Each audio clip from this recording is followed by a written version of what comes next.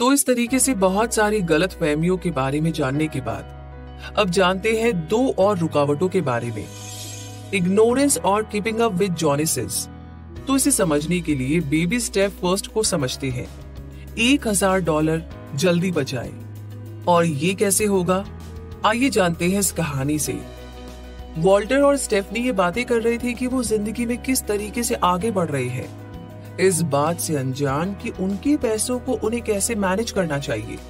उनके सामने हमेशा कोई ना कोई फाइनेंशियल प्रॉब्लम होती थी और वे दोनों किसी एक बजट पर कभी भी अग्री नहीं हो पाते थे। फिर एक दिन वॉल्टर और स्टेफनी को द डेव रामसे शो के बारे में पता चला और वे उस शो के फैन बन गए। उन्होंने सबसे पहले साथ मिलकर एक बजट तैयार किया। उसके बाद उन्होंने इमरजेंसी के लिए और अपने लोन चुकाने के लिए पैसे बचाना शुरू किया। इमरजेंसी के लिए बचत करना और अपना कर्ज चुकाना बहुत मुश्किल था, मगर उन्होंने ये कर दिखाया। उन्हें बहुत खुशी हुई कि उन्होंने इतने पैसे बचा लिए, क्योंकि एक दिन वॉल्टर अपनी जॉब खो बैठे थे। अगर उनके पास इमरजेंसी के लिए पैसा ना होता या फिर अभी भी उनके ऊपर लोन का भार होता तो उनके पास शांत होकर के अगले स्टेप के बारे में सोचने का समय नहीं होता। क्योंकि हम पैदाइशी अनपढ़ होते हैं और ये हमारी चौथी रुकावट है। हमें कोई आइडिया नहीं होता कि गाड़ी कैसे चलानी है, पढ़ना लिखना कैसे है, वगैरह वगैरह। हम ये सब चीजें बड़े होते होते सीखते हैं, जैसे कि पढ़ना लिखना सीखना जरूरी है, उसी तरह अपने फाइनेंस को मैनेज करना भी जरूरी है। ये चीज स्कूल में नहीं सिखाई जाती। हमें स्कूल में सिखाया जाता है कि पैसे कैसे कमाएं, लेकिन एक बार उस कमाने के बाद हमें ये आइडिया ही नहीं होता है कि हम उसे मैनेज कैसे करें। पांचवी रुकावट है कीपिंग अप विद द जॉनसेस। शब्दों में इसका मतलब समझे तो ये होगा कि हम हमेशा दूसरों को इम्प्रेस करना चाहते हैं। हम उन चीजों को खरीदना जरूरी समझते हैं जिसे देखकर लोग हमें पैसे वाला समझे, भले ही हमें उस चीज की बिल्कुल भी जरूरत ना हो। हमें लगता है कि हमारे दोस्तों को इम्प्रेस करने के लिए ये गैजेट या वो वाली ज्वेलरी खरीदना तो बहुत जरूरी है।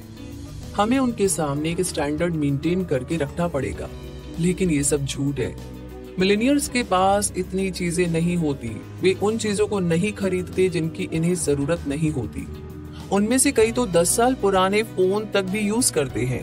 जी हाँ, जैसे कि डेव रामसे जब मिलेनियर थे तो उन्होंने एक जैगुआर कार खरीदी, लेकिन फिर उन्हें नुकसान हुआ और उन्होंने पैसे खो दिए।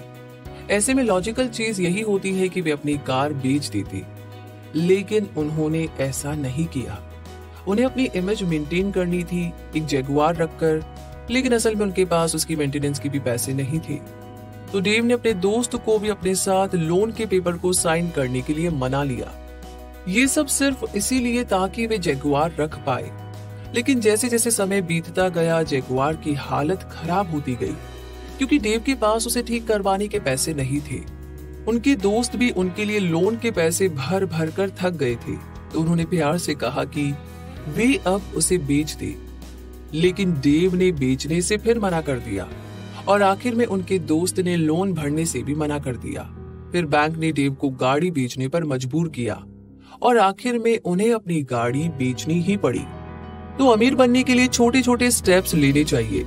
अगर आप वजन कम करना और मसल्स बनाना चाहते हैं तो आप एक ही दिन में खाना पीना छोड़कर 5 किलोमीटर नहीं भागने लगते। ऐसा करने से आप चक्कर खाकर गिर जाएंगे। पैसों पर भी यही बात लागू होती है। $1000 बचाना आपके किसी बुरे दिन में काम आ सकता है। $1000 आपके इमरजेंसी फंड की बस शुरुआत है और समय के साथ आपको इसे बड़ी रकम में बदलना होगा। फाइनेंशियल इग्नोरेंस या फाइनेंशियल रूप से ना समझ होना आपकी जिंदगी को बर्बाद कर सकता है। जब आपके पास खाने तक के पैसे ना हो तब भी अमीर होने की इमेज मेंटेन करना आप पर उतना ही भारी पड़ सकता है।